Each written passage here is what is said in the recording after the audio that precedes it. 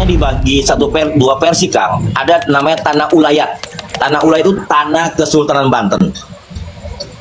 Jadi tanah Banten itu dikuasai sama Kesultanan Banten. Dan sekarang diakui juga sama negara, yaitu namanya ulayat. Ya, itulah Kang. Kenapa tadi ya saya mau ngebahas itu sebenarnya, bahwa status masyarakat adat di Banten itu bener-bener rakyat nggak tahu bahwa Betul. kita ini dianggap masyarakat biasa. Padahal semua rakyat Banten itu sebenarnya masyarakat adat. Gitu loh.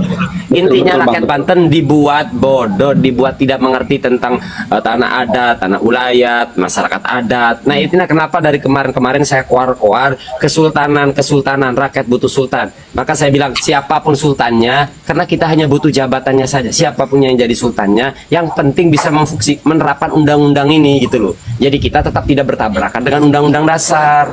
Betul. Gitu. Jadi ada bagian wilayah yang disebut tanah ulayat, itu tanah adat.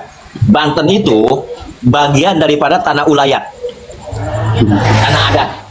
Jadi rakyatnya dulu tahun 80-90 kalau dia mau punya rumah, dia dikasih namanya tanah adat. Ya, ya itu yang sebenarnya yang Ihyaul Mawat tuh begitu. Itu dia. Ini jadi yang asli Ihyaul Mawat itu tuh mau tanah adat ke, mau tanah ulayat ke, yang tidak produktif, yang mati lah istilahnya di dalam syariat fikih. Terus warga mengelola, bukan mengelola, menempati ya, buat rumahnya itu lama jadi milik, itu secara syariat fikih. Justru yang menerapkan itu adalah warga kita, saudara kita di Rempang. Warga Rempang itu menempati tanah Rempang sebelum berdirinya NKRI.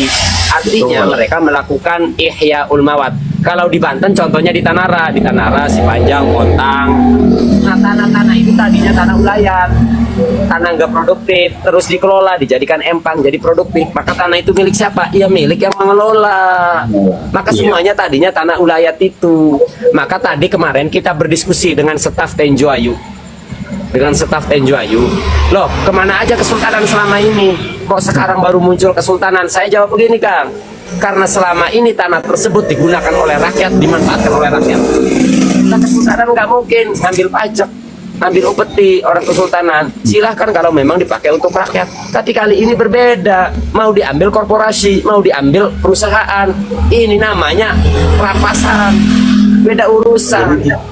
Kenapa sekarang kesultanan turun? Karena rakyat takut mau diambil alih, kesultanan turun. Jadi jangan ngajak perkara. Saya kira orang pusat paham lah kultur kami di Banten. Mereka juga nggak mau kalau kami bertindak lah. Jadi oleh karenanya buat jongos-jongos, buat mafia tanah, kalau kau mau bertingkah sekarang waktunya. Jangan kemarin kau. Demi Allah Kang Rin, begitu saya tahu ada penindasan, ada intimidasi, langsung saya waktu buat VT tentang ponakan saya itu di rumahnya, saya kasih bendera kuning ke mereka. Saya siap melawan kalian. Langsung, nggak nunggu hari, nggak nunggu jam. Langsung saya sebutin. Sakit hati ini begitu ngurung ada intimidasi. Terus ada warga ya di Tenjo Ayu. Bisa cerita ini, saya sebutin lokasi. Di Tenjo Ayu. Saya ada rekamannya, Kang. Saya kalau pihak desa tidak terima, saya ada rekamannya. Ada warga begini. Karena punya saudara di kampung saya, bahwa orang ini baru dibayar sekian persen, kan, dibayar sekian persen. Akhirnya kan saya tabayun, nggak mau berita dari orang kan, bener nggak cerita ini? Datanglah silaturahmi, saya nanya ke pemilik tanah, saya bilang bener nggak sertifikatnya sudah diambil, bayar separoh? Kata pemilik tanah apa? Enggak ada. Ketakutan, nggak ada kata siapa saya punya sertifikat, tanah dari mana? Jadi akhirnya kan saya kecewa, oh hoax berita ini gitu loh. Karena kita vakum bidhohir. Istrinya nyamber dari belakang, dari dapur, lagi ngebuatin kopi saya. Iya mang katanya, baru bayar DP katanya. Artinya saya melihat ketakutan si pemilik tanah itu. Oh enggak, saya nggak punya tanah. Maka buat siapapun yang merasa ya, karena ini zonanya Tenjo Ayu, ini balik lagi ya.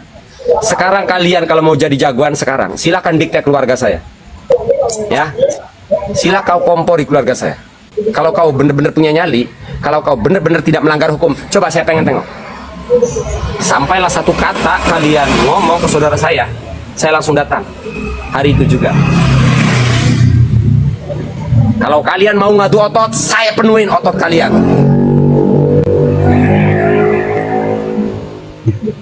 Coba sekarang tongolin tuh si mafia tanah. Manusia-manusia bener-bener gak bermoral kan. Warga sendiri ditakut-takuti dijual tanahnya untuk perusahaan. Coba manusia macam apa orang seperti ini? Di Kresek itu bahkan ada yang 30.000 itu harga tanah. Di Tenjo Ayu 23.000 kan. Biadab. Biadab kan.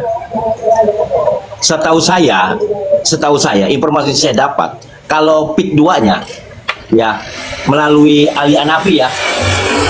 Ali Hanafi itu tangannya kuat.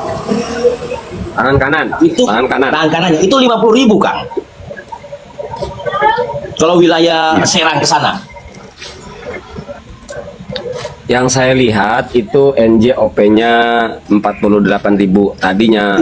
Itu diturunin. 3.000. Ya udah diturunin, maka Itu saya semuanya lihat data itu.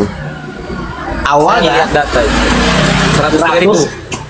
130.000 lebih di Tangerang ya awalnya. Tiba-tiba tanah sudah habis wilayah Pantura, Tangerang Pantura, dia bergeser ke wilayah mau Sukadiri terus ke sana. Itu harga tanah MJOP turun. Itu nggak masuk di akal. Namanya tanah pasti naik, terus naik yang namanya Tanah tanah. turun.